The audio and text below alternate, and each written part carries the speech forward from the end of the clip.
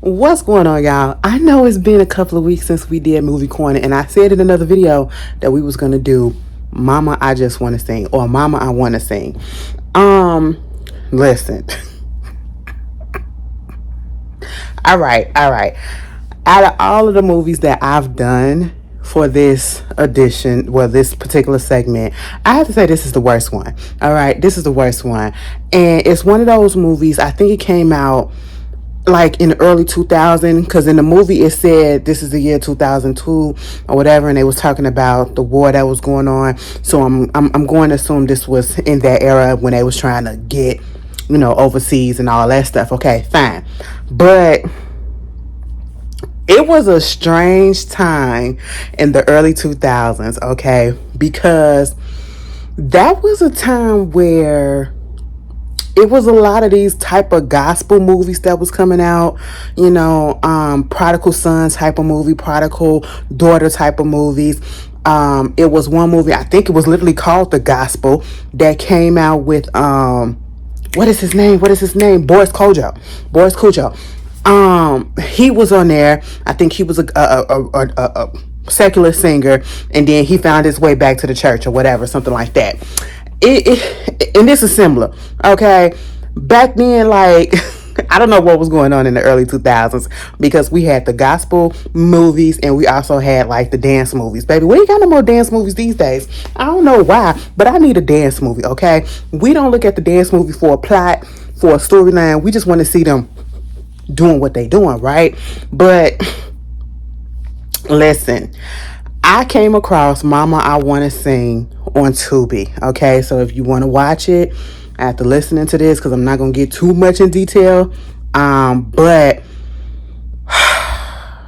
I suggest you go watch it. And this was a horrible movie. And even for the time period that it came out, it was a horrible movie back then, okay? And it stars Ciara, okay? 1-2 step, Miss Ciara. It stars Lynn Whitfield as her mother. I think Marvin Winans, or one of the Winans brothers or whatever, I think played her daddy for a second. Who else was in this movie? Patti LaBelle was her godmama. She was only in 2 scenes. The movie was way too long. I think the movie was probably like an hour 40 minutes, hour 35 minutes, one of those. But it was a little bit too long for me. And I said, we doing a little bit much, okay? Mind you, when this movie came out, I do remember watching it, right? So that's why I said, oh my God, let me watch it. I was so glad it was on Tubi. And then when I found that I started watching it just a little while ago, I said, excuse me. Listen, what is going on? I'm like, I gotta remember that I know it didn't come out on in theaters. It could not have came out in theaters. It had to have came out on BET or straight to DVD. Because back in the day, for those that don't know, things went to straight to DVD before they went straight to streaming. Before we had streaming, it was straight to DVD type of situation. So I don't know. But basically, it is the typical story of, how you got a preacher's kid. Oh, what was that movie with Latoya Luckett? Latoya Luckett did a movie like that. It probably was called Preacher's Kid or PK Kid or something like that. I know Latoya Luckett did a movie like that. Adrienne Bailon and Ja Rule did a movie together, In Love with a Church Girl. Yeah, it was a whole bunch of it. It was a slew of them, okay? But this was the typical movie of, you have somebody that is a preacher's kid, right? Something happens to the preacher, the mother takes the place, the child gets discovered and has to choose whether or not they want to stay with the gospel singing and all that stuff, or they want to be a part of the world and do secular music and go against the family and all of that stuff and deal with the consequences of the judgment from people around, including mainly from the people in the family, right? And so we get this movie, and it starts off with young Doris and her father, who is a preacher at a church. He has his own ministry and everything. I think they're in New York, okay? Because I was looking at the brownstone, so I said, oh, that's New York. And apparently he had just got a new church, you know what I'm saying? And when we first see them, young Doris, if you see that, now when I did the movie Fear, the girl that plays young Doris, she's been on a lot of other things in the urban cinema type of situation. And I was a little bit confused because how do you get somebody that look like her to look like Sierra? And I mean texture of the hair and everything. Her hair was very fine, the little girl, but then when we get Sierra, you can clearly see that she's a full-blooded black African American person, and this little girl looked mixed. You know what I'm saying? So I was a little bit confused by that. And she's sitting there with her daddy on the piano, and they doing all of the singing and everything. And we see that the little brother, who is younger than her, he's heavily into photography. Okay, Gordon Parks is his idol or person that he admires and what inspires him to pick up the camera. Okay, fine. So we already get the path where the kids are going, right? And I'm just sitting here like, okay. So the daddy, you can tell that she's already a daddy girl. You can already tell that from Front Street, right? And then when they get to the church, they doing like the practice of the choir. Now, I ain't gonna lie, when they was doing that rock, okay, they was doing that rock, and I was like, oh, okay, that was cute. But then when the choir actually started talking and singing or whatever, it needed a little bit of work. It wasn't bad, but it needed a little bit of work. And then when that little girl, aka Miss Little Doris, she did that little high note, I said, cut it off. I want to talk about the kids or whatever, but I said whoever did that, whoever was singing that for her part, baby, they did a bad part, okay? And then they gave her the solo for the church, right? And right when she was about to do the solo and all that stuff, I said, girl, she all pitchy and everything. I said, what is happening? And then, mind you, something was going on with the daddy. So the day of her solo, the daddy, well, mama said, don't you want to take it easy or whatever because you know how you feel? And he was like, I'm feeling better. I'm feeling good today. Because obviously he was having some health problems, right? She was saying, don't go too hard. Don't go too hard. Baby, little Doris get up there and she was singing with the choir. And I said, little Doris, sit your ass down. I'm sorry, but I just had to say that because little Doris was pitch as ever. The pitch was just all over the place. The voice was crackling. I said, who did they get to do this? I said, what was the budget? You could tell that the budget probably was $10,000. I don't know. And they gave a separate budget to Patti LaBelle. But for them to have all these big, I think they had Ben Vernon up in here playing her grandfather. They had Juanita Bynum up in here. They had Patti LaBelle, like I said, Lynn Whitfield. They had Billy Zane, okay? Billy Zane from the Titanic. That Billy Zane. I hope you enjoy your time together, okay? That Billy Zane. I said, now Billy, times was hard after the Titanic. You just wanted to act. You was in your own movie, mama. I just want to act. So you just took anything, And I was just like, ooh, all right. It was very odd, but okay. Meanwhile, you got the father up there preaching, and he messed around and passed out when he was trying to take a step down the steps. I said, damn. So that's how we gonna do it? We just gonna let him die in the church like that? I said, what the freak? And then we see little Doris singing at the funeral. I wanted her to be quiet then too, but she was singing for her daddy, so I'm gonna let it go out. Meanwhile, we go 7 years into the future, or 7 years later, I should say, and we see Big Doris, who is paid by Sierra. She's in the club, and it was given very much Fighting Temptations. Now, I'm pretty sure Fighting Temptations came out afterwards, and if you ain't never seen Fighting Temptation, Beyonce character, she was shunned from the church because she got pregnant, right?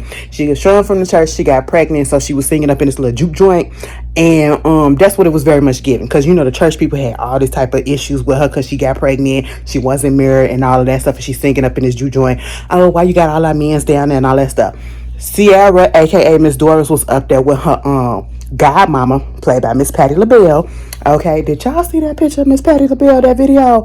Bitch, that wasn't no Patty, that was Patricia. Okay, Patricia was out here finna get some youngins. Okay, I said, all right, Miss Patty, she looked real good. Whoever did her hair, did her hair good, beat the face and everything. I said, all right. But anyway, she got her up there singing, and they singing that secular music, and she's one of those type of people that I grew up in the church. I know how the church can be or whatever, but I'm not so strict. You can come out here and you can do whatever it is that you want to do. Just don't get caught, okay? And as soon as she get off the stage, we see somebody that was looking at her, and I was like, you was impressed by that?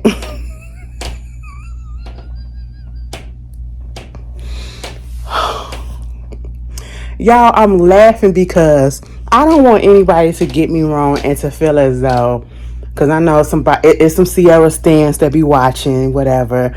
I like Ciara, I really do. And I especially like this grown Ciara, the mother Ciara, and all of this stuff. Back in the day, I fucking love Ciara. When Ciara first came out, mind you, I was a kid. And that's what we're gonna blame it on. When Ciara first came out, you couldn't tell me that girl couldn't sing. You couldn't tell me that girl couldn't sing. I used to have debates all the time with my cousins and everything. I'm like, yeah, she can sing. No, she can't. Yes, she can. Yes, she can. And then as I got older, and I was like, no, she really can't. It was just the production that was behind her voice, and it fitted so well. It was like a Janet Jackson. Y'all know I love me some Janet Jackson. I don't give a damn what y'all say. Y'all can't talk bad about her, okay? We're not going to do that. But they had a right production around them, you know what I'm saying? And so that's what gave me the impression that she can sing, but she really can't. She's not a belter. She's not a singer. She can do a little harmonizing and a little yang yang yang, but it ain't nothing that deserves to be in the movie. Let's get that clear, and it's no shade, but y'all, if y'all watch the movie, you will understand, okay? So she is doing the very bare minimum in this nightclub, and she gets, looked at by this guy who is in a band who's like, I want you to come on tour with me, and she was like, I mean, I would like to, but I gotta graduate first. He was like, when do you graduate? I graduate in June. That's cool because the tour doesn't start till June. I said, girl, back away. This seems a little bit fishy. All right, he just didn't seem right to me. And thank God, Mama Doris came up there. Okay, Miss Lynn Whitfield. This was Miss Lynn Whitfield's, audition to be Lady Mae on Greenleaf, because this is exactly what she was given, And so at this point, she shut that shit down. And they get into a back and forth in the club about, well, I'm grown, I'm about to turn 18, I'm about to graduate, and you can do whatever you want, but I'm gonna do what I want and all this stuff and woo, woo, woo. So we already know what the story gonna go.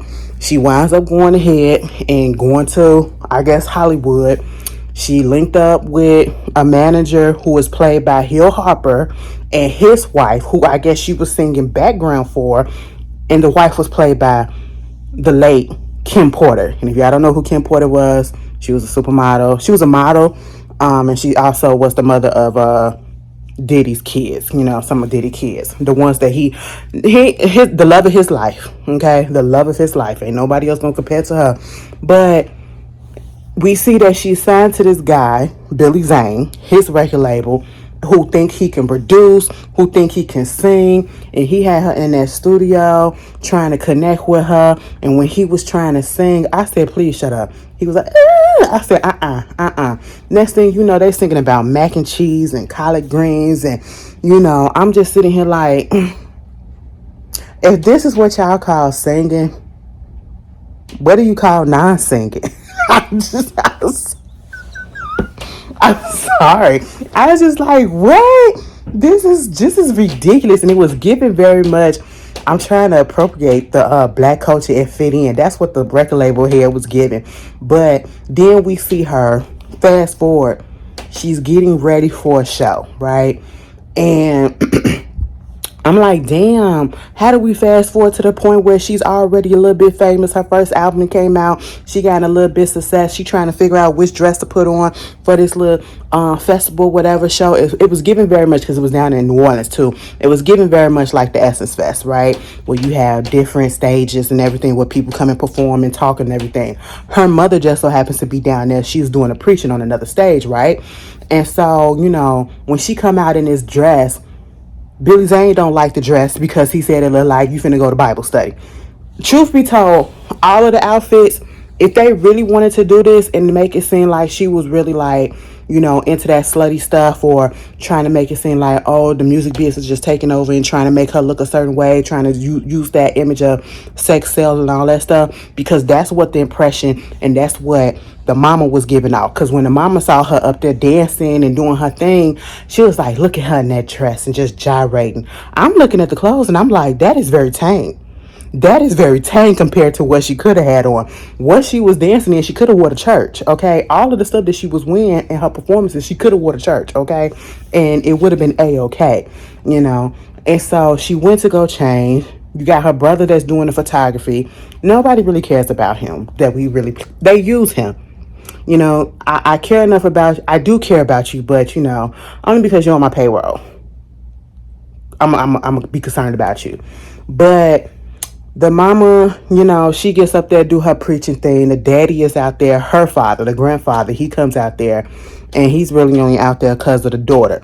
Mind you, when she started the music, Doris had to change her name to Amara, because who finna be singing and cheering for somebody named Doris? Doris really does sound like you about to get up there and you finna sing some jazz, okay? I want to hear a flute. I want to hear the percussion of the piano. You know what I'm saying? And I want to hear some little scatting. That's what it sounds like. You know what I'm saying? It don't sound like you finna get up there and you finna hit some R&B notes. That's what it was given. So they changed her name to Amara. Dude gonna say it's Swahili. I said, now nigga, you don't stop. You don't stop. Billy Zane was a character, okay? She gets up there singing it, and then she sang another song that was kind of slow. And I'm like, so what was throwing me off about the fact that we realized that she's already reached the fame, you know what I'm saying? Her album came out, it did good, she's getting a lot of respect or whatever. It's like every time she performed in a crowd or whatever, it literally looked like she was in a half lit high school cafeteria, not even an auditorium, cafeteria. That's how small and cheap and low budgeted this shit was, right? To have all these big names up in here, I was really confused, okay? Meanwhile, we get to the part where we see how the connection is between Doris' mama and her father, and the grandfather and Doris and the kids. He's more lenient with the kids, and he's more caring about the kids. He do care about his daughter, but you could tell that there is some type of jealousy that's going on between her mama and the kids. She wants the daddy's love. She wants the daddy's admiration or whatever. And she just feel like she's not getting it. You know what I'm saying? And I feel like she was a little bit jealous of her daughter because she's out here doing what she want to do, and she's not being constrained. You know what I'm saying? She get up there and she preaching, and it was so messed up. And I cannot stand people who do this. This is one reason why I don't and will never go to a church. And I don't really like preachers like that. Granted, I understand that there are some good preachers out there that are not judging people and making people feel uncomfortable. But how do you get up there and then you just start preaching about, oh, you a slut and you shouldn't be wearing this and you shouldn't be doing this? Mind you, they got some women in the first row and they put the spotlight on them. One got a low cut ass shirt. They got the titties out and all that stuff. I'm just like, so I go to church to get encouragement or whatever, but yet I'm coming to church to get shamed. I would never come back. How do you win people over if you're gonna judge and shame them like that? That was irritating to me. They were supposed to meet up for breakfast the next day. The granddaddy didn't come because he was out fucking around. Literally, he had a do not disturb on his door. And you get the son and the daughter. His name was Lucas. The son name was Lucas.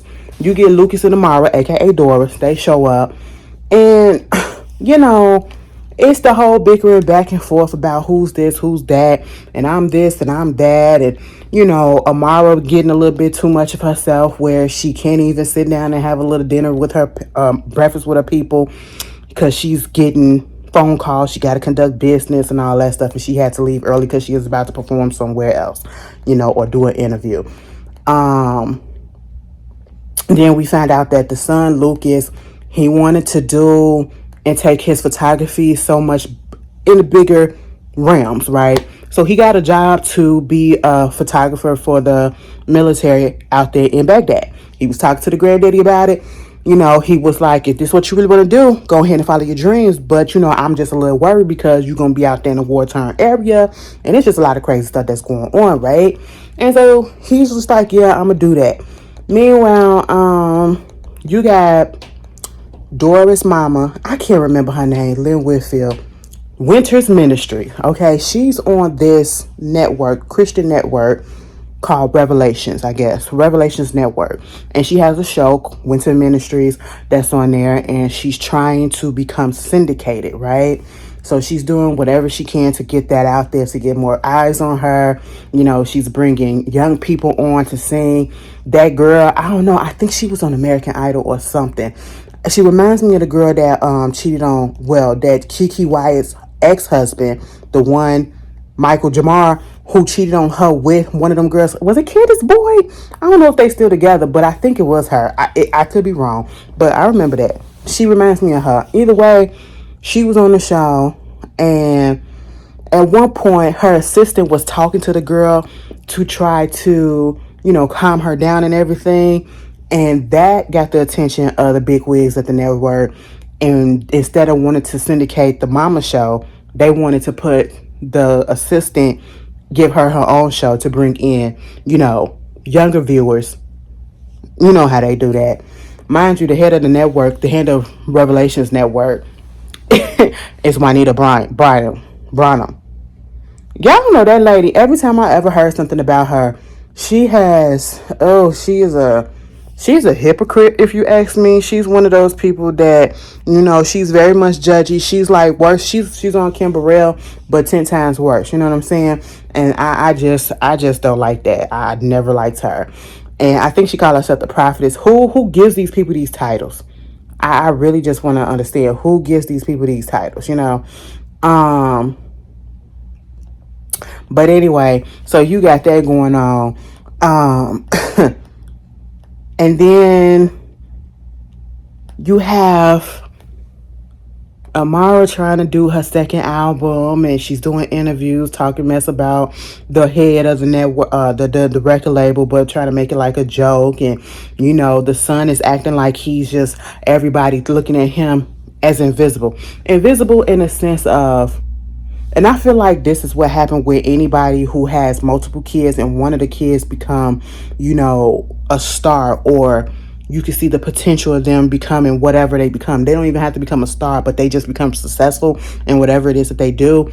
And the parents or people in the family dote on them and kind of like, all right, okay, that's cool that you got that going on. To the other ones, they don't really pay that much attention, but they still use them. That's how he feels, okay? He couldn't even tell his mama that he was going over there to Baghdad because she really wasn't even inquiring about how he felt about anything.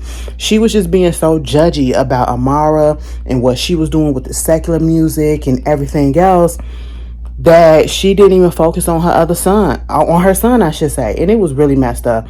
She winds up finding out that he was going to Baghdad from the granddaddy because he let it slip, because he thought that she knew, that he told her, but it didn't happen.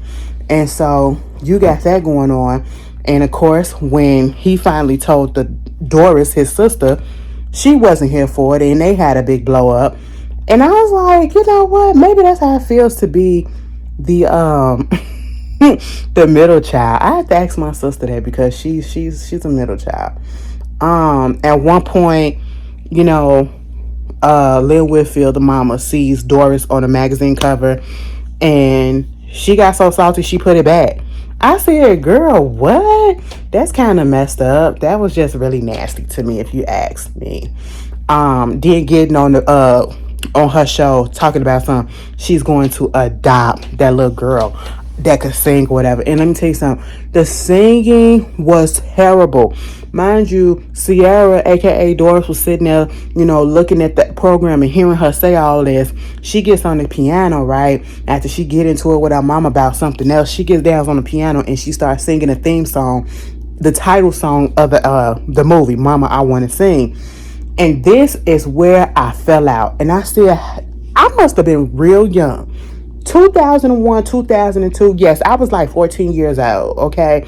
I was in that age, because that was 9/11. I was a freshman in high school. Yeah, 2001, I was a freshman in high school. Just went, bitch, listen.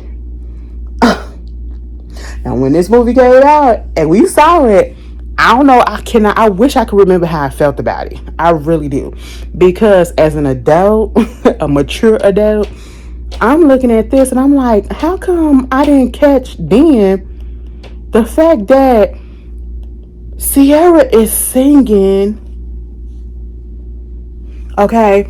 She is singing Mama, I Want to Sing But yeah, it's like 15 different people that's singing a song that she's supposed to be lip syncing to. And I knew it was a different voice because it started off with her at the table, at the piano singing, and then it goes into her in this performance dress, giving very much Whitney Houston in her little gown and all that stuff. But it's somebody else's voice because the voice was a little bit stronger and it was a little bit clearer and it was holding notes that I never heard Ciara even attempt to do. I said, now y'all could have disguised that a little bit better. It was giving, what was that movie with not Haley, but Hilary Duff? I was seeing the clips. I ain't never watched it. Okay, I ain't never watched it, but I seen the clips they was going around on TikTok and people was imitating it. And I think I had posted it on my Instagram story when she was singing that in that music class and she was like, yeah. It was like 15 different voices with that, and that's why the people was sharing it because it was funny. It really was multiple people singing that song. I said, "Oh my God, this is what it's giving." I said, "What the fuck is this? This is funny." I said they could have did this a little bit better. All right, they could have did this a little bit better, disguised it a little bit better. At one point. They do have a get together with the brother one last time, and again they get into an argument, and this was just really irritating me because as soon as they get into that argument, that's when they find out that when the mama was about to preach, when the daughter is out here about to do what she about to do, find out that the son, while he's over there in Baghdad, he winds up getting kidnapped. Okay, and I said kidnapped. Now before all of this, you know how it is on record label. You only the gem for a moment, okay? And her moment, Amara, aka Doris, her moment has passed, all right? Because the head is onto a new artist that he got, and he's showcasing her. Her name Nicole. And when I tell you, I said, baby, that shit would have went negative wood, okay? It would have went negative cement. I said, this is what y'all say. Granted, I know this is not a big production. I know the budget is low. I know it wasn't meant to be taken so seriously. But if you gonna put out a movie talking about some mama I want to sing, everybody and their mama better be able to sing who's supposed to be singing in the movie. That girl was horrible. I said, what? And then they had to do a song together in the studio. This is when they actually, if you did a duet with somebody, you actually was in the studio with them instead of just send me your verse and I sing you my verse type of thing. That girl was taking it over. Okay, just doing the most, doing high notes that didn't even sound right. It just sounded like nails on the fucking chalkboard. And I apologize if you hear some creaking. That's my girl, Bigfoot nigga up there, my sister. Okay, I'm sorry. But anyway, I just said, what? Meanwhile, Amara is feeling the fact that, she's not the prime jewel no more. You know what I'm saying? She's in her feelings about it. She has to call her godmama up to give her a little bit of advice and go shopping and tell her just to be her, And I will say, I'm glad she did have somebody in her life to tell her just to be her. I'm glad that they did not put it in there. The fact that they made this movie really PG. If it was trying to show I guess it was more so the relationship of a PK kid going away from the church and doing secular stuff, that's fine, because they could have went a little bit more grittier and show how they really, really, really extremely tamed down the music industry. Like, we seen a lot of people, especially in some of these movies that show the PK kids leaving the church and then they going into the music industry or acting industry or whatever, modeling and all that stuff, and they get turned out, they get on drugs or something happened to them sexually or whatever, and it's just really messed up. But none of that happened in this. She just didn't have no friends. The only friend that she really had was Lucas. So even in the industry, she was kind of sheltered, which I would say that was a good thing. That was a good thing, because she could have been strung out on something, because she just seems the gullible type. But anyway, you get the fact that the son got I'm should laugh, he got kidnapped out there in Baghdad, right? And so this brings the mama and the daughter together, and they doing this little PSA trying to be like, Lucas, I just want you to know that we are here for you. Mind you, don't no tear come out of neither one of their eyes. I said, "Ooh, the acting, baby, the acting is, I don't understand it, right?" Meanwhile, this brings them together. Literally, this brings them together. At one point, the mama had did a after finding out about the son being kidnapped, she did a preaching and she was talking, denouncing the war. It's New Year's and she has a speaking engagement to do, and Juanita Bynum, the head of the Revelation Network, basically told her, "I understand that you're going through what you're going through, but please don't mention your I don't need you to mention your son, no shade, and I don't need you to talk about the war because this is a conservative network and we don't want people to think that we're against America in any type of way." Mama said, "If God told me to say it, I'm gonna say it, okay?" And she got up there, she started preaching about, family or whatever, and all of this stuff. But then she switched that thing up and she was talking about how, Christians be judging. We judge, the Christians always come to church, and you're judging the people in church, you're judging people outside of church, but yet you don't apply that to yourself. It doesn't apply to you, but you can do it to other people. And she said, "I'm guilty of it too. I judge my family, I judge my kids." You know what I'm saying? I will say that was kind of cute. I did like the little speech at the end because she come to the conclusion that, bitch, I was doing a little bit too much. And that's why my kids don't really want to be around me like that, because I was just judging them too much. I was just doing the absolute most, and I need to stay here and I need to repent. And if you got some issues going on with your kids, come up to the altar and let's just lay it bare. I said, wow. Meanwhile, you got Amara at the New Year's bash. She wanted to sing a song for her brother that she wrote when she was a kid with her daddy. I said, "Baby, I don't want to hear this for New Year's." Baby, I don't want to hear this for New Year's. And it wasn't even you singing, bitch. But all right, it was cute. The people liked it. And then that's when they got word. Later on, they was over there at the crib. And, they was just talking. And next thing you know, some people in military started showing up. And they got told that the brother got killed. He's no longer here. And they just, no, don't tell me. Don't tell me. And I said, oh, sometimes when people be crying, it just don't do it. I don't know why. It just ugly cry sometimes. I said, oh, this don't look right. This don't look right. It was funny to me, and it shouldn't have been. It should have been. I cannot stand watching some of these older movies or some of these, low budget movies, because when they do a serious part, where they supposed to be sad, where they supposed to be angry, where they supposed to be crying or whatever, it makes me laugh because the acting be so bad. And I feel bad for laughing because I shouldn't be laughing. But I was laughing when they was breaking down. I shouldn't have. 9 months later after that, they at some church or some community center that's named after the son. And they got some church people up there singing. And then they see a vision of, like, a little vision of him in there. And that's how the movie ended.